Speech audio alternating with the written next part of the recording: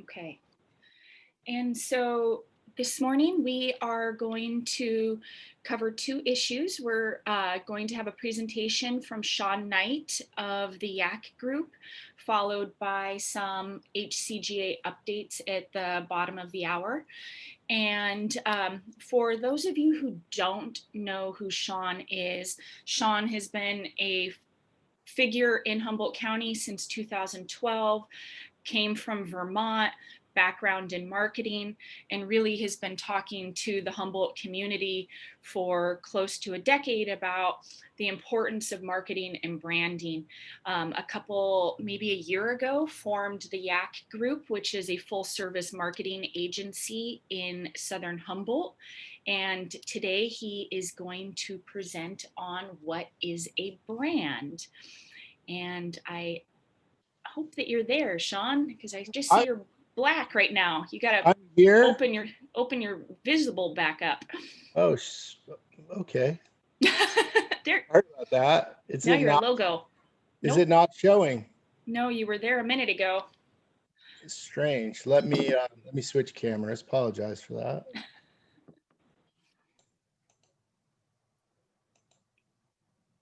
Open. It says we'll just do start. There we go. There you are. How are We you? see you. We're good. We're good. So, Good. Sean, can you, before we kick it off to your presentation, can you give a bit more of an introduction as to, who you are, how you came to Humboldt, and how you formed the YAC Group and the services that you're providing as an agency? Sure. Yeah, so I've been in graphic design for about 30 years. Started in design, and then when the web came, did an early shopping cart with a t-shirt line that I was doing back east, and was doing a lot of clothing and apparel and design work for a lot of snowboard companies, and developing and building out brands, and really working with small mom and pops and nonprofits. And when I moved out here about 10 years ago, took a break from a lot of the, I say, pushing the pixels, and just kind of had the hill life experience for 5 or 6 years, and then got back into the tech side about 6 years ago, 5 years ago, and really just started developing more of the web development with a lot of small mom and pops around here, as well as around the country. And at one point, I was, dabbling about creating something like the Yak Group years ago, but I felt that after talking to a bunch of farmers, waiting for them to kind of get past all the metric stuff and all the other paperwork and everything, all of that, digital stuff that's been throwing. So about a year ago, I kind of said, all right, I think it's time to kind of just reach out to farmers and other distros and brands and say, hey, um, I'm here. Love to talk to you about helping you get into a mainstream market and really look at it. And, I see a lot of the challenges in the industry with an uneducated consumer base. So a lot of the stuff that I'm going to share with you is bordering on textbook for your typical market versus actual the real world market that we tend to be living in, with also just being able to work in one state only. So a lot of that is, what I'm going to be sharing with you is kind of textbook, but because we are in this industry, it's just going to get to a place where hopefully on a national level and more of a acceptance level, that marketing strategies typically will work because of the, acceptance all around. So yeah, so I guess I could just jump into it. Is that how I should do this? Yeah, so if you want to share your screen. Yeah, let me do that. Let me get this. And then for those who are participating on this, Sean's going to go through the slides, and then we're going to open it up to roundtable discussion and question and answer. So we have plenty of time to All right. go Am I over not this. sharing the screen now, Madeline? Or No. So All right, let's try this one more time. We get it? Share screen.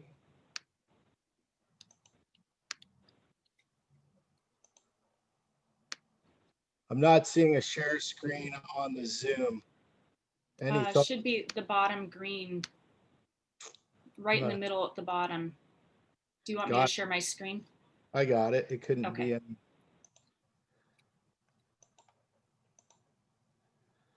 And we'll go to present. There we go. Sweet. No, no, we still can't see it. Really? Yeah. So it throws me off every time I go to share the slide with you. Interesting. Try it one more time here. It's funny. We just did this and it worked. Yeah.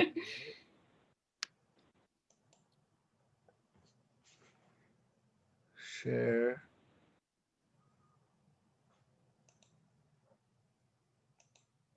There we go. How about that? Got it. It's coming up. Perfect. All right. So what is a brand, folks? We got a quote here from Anne Hanley. She is says, "Make your customer the hero of your story." She's a gal out in New York who um, had the wanted to kind of put the story of your business as content, creating content, making the hero um, of your story. Okay, let's go. Oops, tricky. So what we're gonna do is look at the overview of the things that you really have to start to look at for your brand aerial view. You want to lay the foundation for knowing what your brand is, know your audience, know your budget, know your goals and objectives, while laying the foundation for execution, developing a smart strategy, get into that, holistic approach, creative, and goals. And I know a lot of the businesses that I've worked with, we're kind of all doing this. We're building the fire truck on the way to the fire. So you just really just want to start to understand for your brand is who you are, what's your ethos, who is your customer. Can't stress understanding and knowing who your customer is. And I know it's a little tricky with the distribution model of actually, you sell your product, you don't really know who your customer is because so it's really key to have that conversation with your distribution company of, well, where's my product sell? Who's my customer? Who's our customer? How does that, relate? Does my product sell better in different demographics throughout the state? Really honing in on that feedback loop. Um, and what is your why? Why are you doing it? And all of those kind of things is developing your story. And then you want to really look at developing your brand based, developing your branding based on your brand. So once you really understand it, then you got to look at your messaging, your community, your packaging, what's your product, your website, all your social media, and the digital side of what you're trying to throw out to folks. And the next thing is, who are your customers? What kind of experience are they looking for? Who are they? Is it, this is the hardest thing when I'm talking to farmers, like, okay, who's your customers? Why are we creating this logo? Why, what's the point? And just really, what are you trying to do with it? Where are you trying to go with it? Are you trying to develop a brand that can be a multi-state operator brand? How large do you want to go with it? You really want to think about who your who are going to be your customers.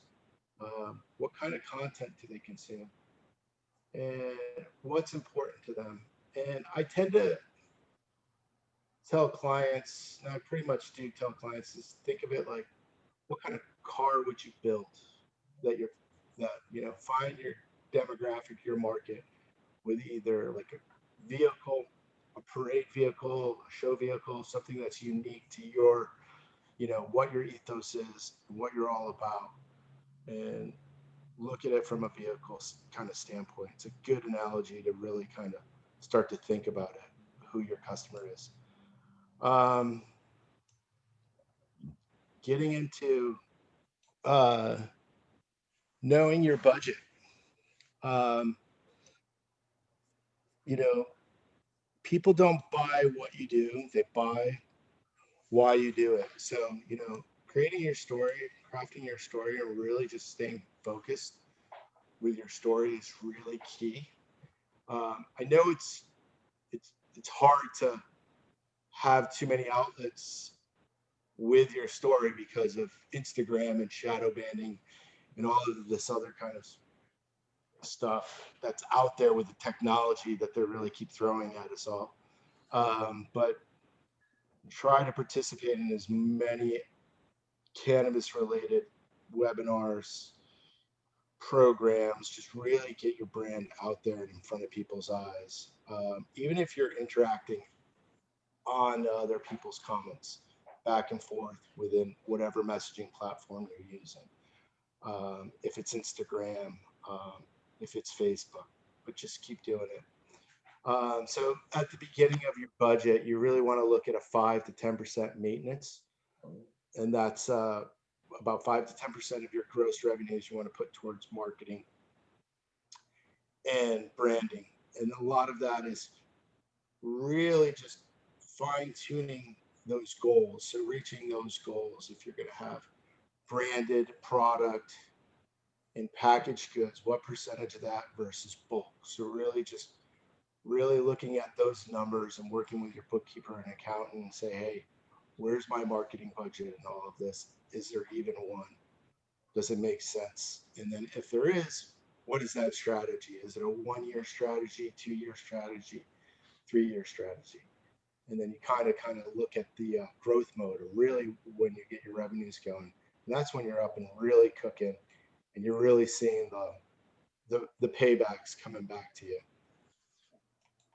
Um, the next thing is to grow revenue and lead generation. Knowing these goals and objectives is really key to understanding your brand awareness. Um, Thought leadership, just being involved in the conversation. Uh, Media, what are the media outlets that you can participate? Being involved in webinars here. You know, as simple as, for example, if you're not, putting your logo up in the Zoom meetings, that's just something like that, getting as many eyeballs on your logos, or writing your emails where it's present in your signature. Little things like that really can go a long way with just building your brand to grow that revenue. And then lead generation. Right now, this is just textbook stuff. I know it's a little difficult for this industry to kind of jump into paid media, but there are really interesting and unique ways to get your brand out there. And I'm sure a lot of you, if you've been surfing, you've seen brands start to use their merchandise to get their brand out there right now, on a national level as well. So there's a lot of different routes to go, and it's actually, skirting around, but having lots of plan A's, B's, and C's, especially being in the cannabis industry. Um, then looking at what the smart strategy for social media goals is: being specific. You want to answer 6 key questions to develop specific social media goals: the who, what, where, when, which, and why. I see a lot of posts on Instagram of all of these beautiful products from our community. I don't know where to get them. I just don't know where to buy them. I don't know where to I wouldn't even know where to start. So I'm seeing a lot of product being shown, but really no way to even figure out where to get it. So sometimes that gets a little difficult to watch from a marketing perspective. Like, oh, they're beautiful pictures, they look great, but where can I actually, have the opportunity to, see the fruits of your labor? Um, then you want to measure your goals, really look at what kind of social media activity you are doing and how you can kind of measure that. And like I said previously, a lot of this stuff is textbook for most industries. We got to kind of bend rules here and try to work around with what we have right now. But you do want to create some sort of social media goals, uh, because right now that's the only way we really have the opportunity to kind of reach out to folks that are interested in the cannabis space. And then you want to be relevant, oops, excuse me. You want to be relevant in the sense of you, yesterday was Martin Luther King Day, and I'm guilty of this. I should have put something up for MLK Day or even inauguration. You want to be relevant with, politics, holidays. You want to be relevant with everything that's around you in your community. You want to, so if it meets your brands, if you say you stand for this in your community, and there's that event going on, maybe that's something you also should be thinking about posting to your Instagram, and looking at the relevancy with what your brand and your ethos are all about. And then timely, just be aware of just the time with the fact that you have a product that has certain limitations with time. So you want to kind of make sure if you can create those relationships with your shops and your distros on really getting into those drops, being really participating in those, that drop mentality can go a long way. So especially if you're running with a good Instagram following and you're able to really identify your Instagram following locale, um, then really work with your distro or your if you're doing your own sales on that drop mentality. Um, and then look at the entourage effect. I had to throw that in here, right? So me trying to marketing guy trying to steal your guys' buzzwords here. So you got display. You got this. Everything you got here is display ads. I go to digital. You've got email broadcasting out there. You got your website. You got SEO. You'll probably start to hear that. That's a lot of search engine optimization, just really getting out there. And what does that mean to be, you know, directly search, especially if you're starting to start selling to shops. You really want to be found for what you're doing, because a lot of times, they're just going to type into Google the name that they think they have or on you. So you want to make sure you're coming up for what you're being found with.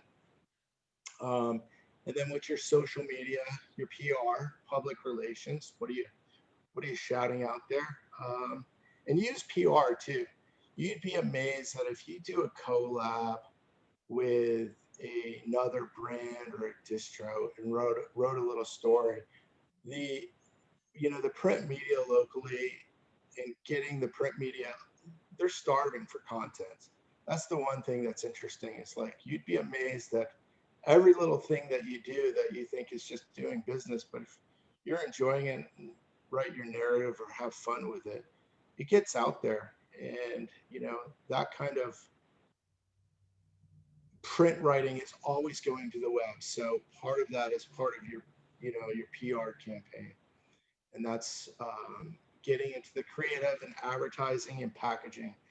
Packaging, I can't. Packaging, I've been working with packaging companies, gone through the whole no glass from overseas and looking at it. And really, the packaging thing is, for me, was always kind of the real thorn in my side of finding the right packaging company. So I've really been looking high and low and work with some amazing packaging companies now, because the printing and the capabilities to put your product in a jar with, unfortunately now, because of COVID, we can't open a jar, really smell it. We really can't look at it. We can't touch and feel. We're really limited. So, you know, understanding what your packaging really looks like and how you want to do your presentation is super key. And it's got to be consistent through all of your creative with the collateral. And then looking at the brand and the strategy and coming back to like what's your virtual identity out there. And then I'm going to come back to display ads and drip. And the drip is more of like the marketing campaign. So when you're doing digital advertising and marketing, it's possible to do for cannabis company.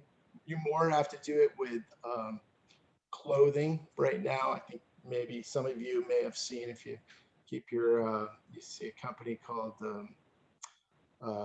Old Pal Provisions. They're pushing the marketing right now for their clothing. It's huge right now. I unfortunately clicked it once and now I've got it every feed. Well, that's the display ads, the retargeting that they've done. And, if you go to their website, you put in your email, then they have your email and they're converting. They're going to make a lot of money with that merchandising around the country. And a lot of Humboldt farmers and just anyone with Humboldt have the opportunity to do the same thing because, you know, your merchandise is wanted, believe it or not, all around the world. So just looking at the soft goods applications to it, there's always a unique proposition for you to help build your brand. Um, so to the what's old is new again. Um, you know, using some really interesting kind of old school tactics has been really key. Radio, we're in a rural community, so radio's always been great around here.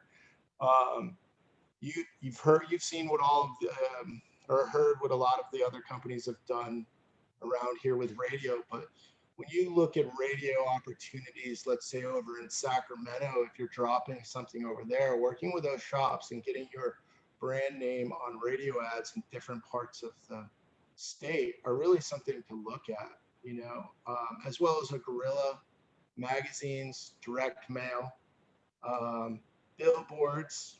Uh, there's a lot of online cannabis partner networks, and then back to making this swag work for you.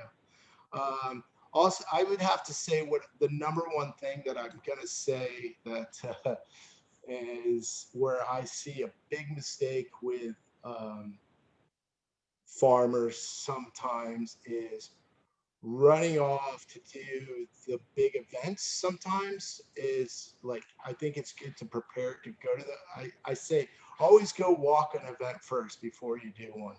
And I just think that's just been a golden rule that I learned the hard way, and I think a lot of other folks may have learned the hard way because those events take a lot of energy from your core team. You really have to figure out how you can continue to work day to day, not not come back from one of those larger weekend events, not that we have any right now, but and then come back and keep working like you just left on Friday because it does take the wind out of your sails.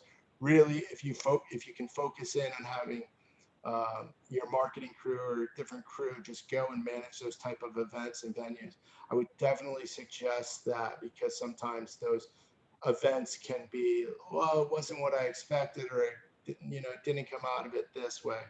I'm always a big believer with those type of events sometimes to go back to the guerrilla marketing and really look at it that way. So that's kind of where I say with the guerrilla. Magazines are always really good. They're hard to quantify. Anything in print is hard to quantify. So it's something to look at. Direct mail is an interesting one. Definitely direct mail.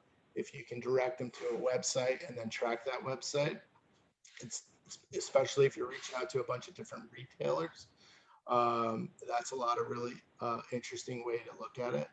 Um, and using direct mail is always been um, good for me. There's a lot of unique ways that I've positioned other companies to do fun direct mail stuff with giveaways and fun little kind of puzzles and scavenger hunts. And, games that you can do with direct mail. Billboards, personally, I'm not a fan of them, but they exist. As far as I'm concerned, they're just clouding up my view of a beautiful area, but that's another conversation. So let's get into it. So some tips and more tips. Be flexible, ready to pivot, have backup plans, have a backup Instagram. Uh, don't promote your sales on Instagram, just information. Don't make health claims. I think a lot of you folks already know this. Uh, think outside of the box, really start to think of like, okay, what works and what doesn't work. So let's try some crazy stuff if it does, think really far out of the box. Um, Engagement. Content is king, but engagement is queen. I can't tell you how many times I've seen so many unanswered questions with cannabis farmers, brands, as well as some of the bigger brands. They just don't reply to the simple questions. And just keep in mind, no question's ever too stupid. There's a lot of people out there that are looking at Humble to kind of show them the way in the farming world. And then, A&P testing always kind of, when you get into your digital stuff, you really always want to just think about like, how do you test? And, um, just really looking at what's working and what's not working, and, looking at that. And then don't, another thing is don't be mindful of the hype stuff on Instagram. If you think a strain's hot because it has so many likes or that people are talking about it, I wouldn't necessarily take that as the end all. So it's about, a lot of it really is making sure your distros or your distribution company or your sales group or whoever you're working with has a really good relationship with getting information and feedback from your stores that are selling your product.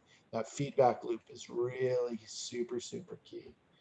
Um, and not one size fits all. You want to find your brand voice. What's your brand promise to your customer? You want an authentic voice. A brand essentially is, when it comes down to it, a brand is a relationship that you have with your end consumer. So that's the really interesting thing. It's not necessarily a logo and a website and all of these just kind of imagery and this stuff. It's actual physical relationship that you have with your customer. And that's you will know when you have a brand when you're having a random conversation with someone who doesn't know you, that you're part of a particular brand, but somehow your brand comes up and they have a certain relationship and an experience to it. And I got to tell you, I get those phone calls from folks that I've worked on brands, and they're like, okay, we've had that conversation, that relationship, that's happened. I was like, well, congratulations. You finally really have a full, solid rock and roll brand. So really, look at it that way. So, and these are some of the things you just have to stay on message with your brand. Try to stay consistent with your packaging and logo and colors and everything. If you feel that it's not working, um, make sure your customers tell you it's not working, not just because you're going on a hunch that you think it's not working. Don't Be mindful of your hunches with your own brand, because at the end of the day, it's not about you, it's about your relationship with the customer. The customer is the one driving the ship here. So, and you got to know who they are and know where you can find them. And I say that in the sense of, like, if your packaging is totally a high end Gucci type of packaging, it might not be selling well in certain demographics. So, really having that conversation with your sales group, your sales team, and your distro sales team to just figure out where placement is going to work. Um, and give your fans and your customers a reason to engage with you. That's a really, really, engagement is key with them, and understanding who they are. And, surveys are always good, asking them what they think, engage with them on a lot of things like that. Understanding your competitors. That's such an interesting one because, it's, there's a lot of ways to look at competitors, but understanding that the end consumers and your fans aren't necessarily the most educated. So figuring out who your competitors are, sometimes your competitors can be your best friend, especially in this industry. That's the one thing I've noticed, and what I really like about the cannabis industry is like, doesn't really seem like there's a lot of different competitiveness. There is, but there isn't, and it's always in like a very fun and friendly way. So that's the one thing I definitely like about it. But you definitely have to know who they are, because shelf space is a limited out there with only 500 or 600 retailers. Um, so yeah, that's kind of it right there. How'd I do? You did great. Thanks, Sean. Thank you, guys. With that, I'd like to open it up. We have about 10 minutes for questions. And so if people want to hop in there, or I can ask you a question to get it kicked off. And you started to talk about this a bit, Sean, which is, um, distinguishing between companies that have packaged and branded product and those who are doing wholesale. And most farms that are doing packaged product are also doing wholesale. Um, how can people build a brand while still operating, build a brand while still operating in the wholesale market, and understanding that their consumers are at that point manufacturers or distributors, and they don't know the downstream consumers? Yeah, I I think that's it's really looking at like how much work they want to put into it, and really understanding that this can be a lot of fun or it can be a lot of a big headache. So it's really just understanding what your budget will allow you to do, honestly. I think that's the first thing to understand is like, really, what is your budget going to allow? And what kind of, consumer feedback do you want to get out there? And it's really hard because, we're in these COVID times. So it's not like you can, you know, go to your local shop and do an event, a little mini event, a tasting or a sniffing, right? Or Mhm. so I would always say, whatever you do it locally first. Go in your own backyard. Try to, try to do everything locally first, because that way, if it works in your own backyard, it'll probably most likely work anywhere. I know it's like selling ice to Eskimos, but you'd be amazed at how much information you can get from going to different types of shops and chatting with different folks. So, but yeah, so I hope that answered your question. Nicole. Also wanted to add on that, Sean, and something you were talking about early on in the slideshow about knowing the customers and how challenging that can be, because the producers can't talk directly. They have to go through the whole value chain. And there's a couple of ways that it's possible to begin to get some data on that. First of all, for farmers to talk to the distributors and make sure they get sales reports that give the names of the retailers that are buying their product. And from there, the farmers can do a bit of research online to look at the retailers' websites and get a sense for how they're presenting themselves, that website, and to see, and that retailer, to see if that matches with the ethos and the kind of product they're selling. And then another thing that farmers can do is look at farmers that they feel as produce flour that's similar to theirs and that has a similar feel, and look at where they're selling, and then to start to do an outreach to those retailers, either through email or through social media or through their distribution. Yeah. Yeah, that's the feedback loop coming from the distros is really going to be key to the success of the brands going downstream. That feedback loop that data is crucial. I know that we've got a few years into it now, so that data is provided by third-party analytic companies that definitely have a lot of that type of data. So, having that conversation with like, oh, well, let's look at the data, let's look at it before I create my brand. I want to look at data to really say, oh, look at this. We're gonna create a brand for a totally interesting niche, you know, and also to think about if you have a farm and you have a farm name, you know, that's great, but maybe that's not necessarily going to be your brand name going downstream. Like the opportunity exists where you can really have fun with brand names and create different types of names that are different than your farm.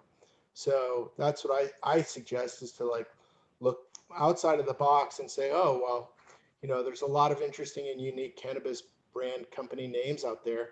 And, you know, getting caught maybe with a farm name or Humboldt in it, that might be, you know, that might be getting to be a crowded space. So I say, you know, look outside the box on some of that.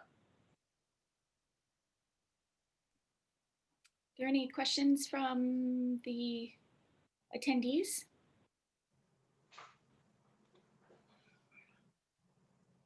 This is Galen. I've got a quick question. Go for it, Galen.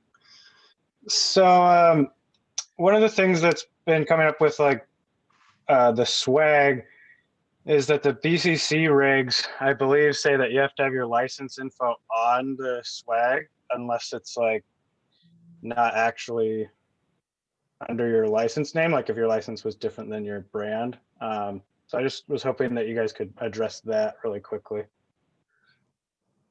Last time I read it, I thought that was off. What I have read is that you actually have to you have to send the artwork in to the BCC and they have to say yes or no. So that's the way I've read it. But it's. I'm sorry, this is Carla Knappich from Honeydew Valley Farms jumping in. I just don't understand how BCC has the authority to approve a logo for branding. That just seems to be way outside of their jurisdiction. And to be honest, that's proprietary. Why would I want to give my marketing materials to BCC? And I also, while we're on proprietary information, wanting to know our nutrient regimen verbatim, that's also very proprietary. So at some point as a group, I would say that would be something to push back on. That is information that could be very easily stolen and be used to impersonate a farm. So that's my 2 cents. Yeah. What I understand from it is they're looking to crack down on, I call it the Camel Joe effect, which remember years ago with Camel Joe and the cartoony look and feel. And so I think that's the direction they were coming at it, that it's not supposed to be kid friendly. And I say that now, and I just, you know, I've had the conversation with other, let's say, dessert companies, and they know it's coming. It's going to be coming. And so it's just a matter of time, I guess, until they figure it out before they start to really look at that. You know, because I can imagine what happens when they get that 12-year-old that says, why can't I go into that store, mommy, because it says cookies on it? They're gonna, it's coming, guys. I know it's just a matter of time. So it's something to think about with branding, really to look at all of it like that. It's because of, from what I understand, the reason they want to sign off on it is because of they don't want it to be child friendly.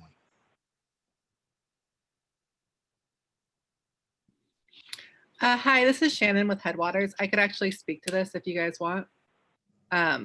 Branded merchandise is a defined term by the BCC. Branded merchandise includes, I have it up, it's clothing, hats, pencils, pens, keychains, mugs, water bottles, beverage glasses, notepads, lanyards, and other cannabis accessories with the name or logo of the state licensed business on them. None of those have to be approved by the BCC if you want to sell them. If you want to sell merchandise that is not included in that branded merchandise category, then you need approval. So with farms, we've seen this with wanting to sell Christmas ornaments, stuff like that that isn't already on the pre-approved list, that needs BCC approval. Thanks, Shannon. There you go. Shannon, could you just share that list? Would you mind? Yeah, I can put it in the Slack channel. The BCC recently came out with a newly revised, I'm just looking at the BCC fact sheet that came out with a revised branded merchandise fact sheet. This is in the BCC regulations as well. As to why the BCC can regulate businesses that are not licensed by them, this kind of has to speaks to they've allowed certain elements to be dictated by certain regulatory bodies. The same way that manufactured cannabis safety branch can regulate what needs to be on your package, even though they don't give you the license. So they've just tried to not step on each of the different departments' toes and decide who's in charge of what. Cool. And it looks like Mariah said that she just posted the most recent BCC fact sheet on the marketing PR channel of Slack. Thank you, Mariah. Thank you, Shannon. We've got time for one more question, comment.